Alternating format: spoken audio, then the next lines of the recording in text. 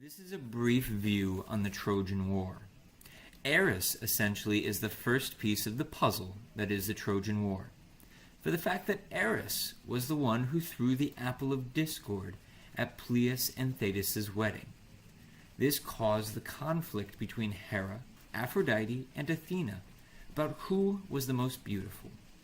The second piece of this grand puzzle is Aphrodite's poor move to offer a already married Helen as prize for her being declared the most beautiful to the judge Paris, Prince of Troy.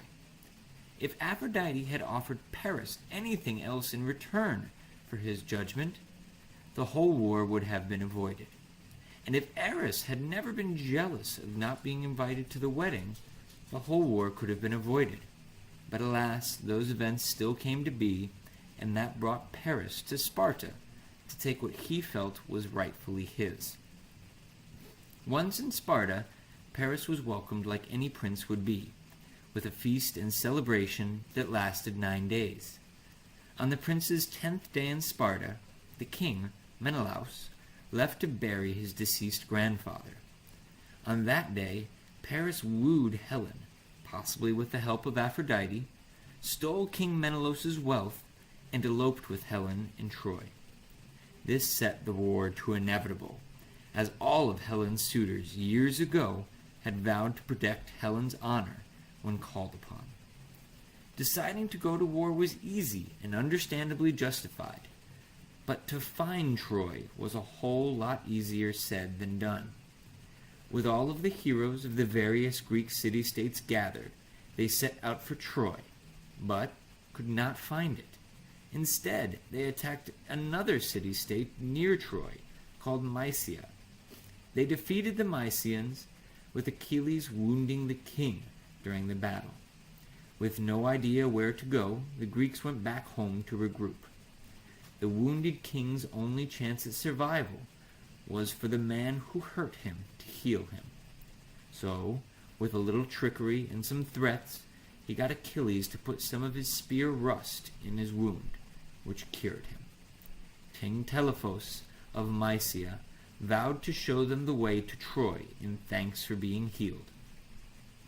Before they could leave, though, an oracle told King Agamemnon that he had to sacrifice his daughter to Artemis so that they would have favorable winds to Troy. With much grief, he sacrificed her, and they were off to war. The first 9 years were battles and skirmishes, which always led to Greece not being able to breach the high Trojan walls. But most of that history is sadly lost.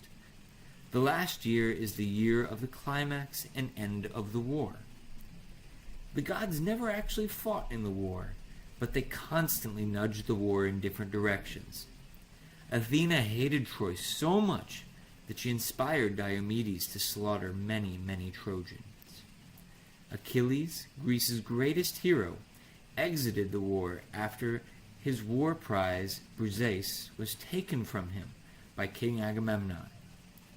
Thetis, Achilles' mother, asked Zeus to make the Trojans start beating the Greeks, so that Agamemnon would beg for Achilles' forgiveness at offending him and to continue fighting for the Greeks.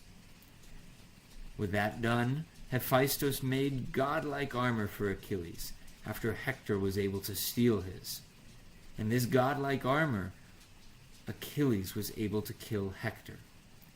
As the book says, the whole reason the war was even fought was because Zeus thought Mother Earth was weighed down by too many men. The god Apollo brought about the death of Achilles by guiding Paris' arrow to Achilles' one weak spot. That brought Odysseus to be the only great hero left on the Greek side. With his mind as his greatest weapon, he devised the Trojan horse to sneak into Troy and destroy it from inside out. In the end, the Trojan War was a sad war, with many great and terrible people dying throughout the story. All war ever does is bring suffering, death, and remorseful stories for later generations to not follow in their footsteps.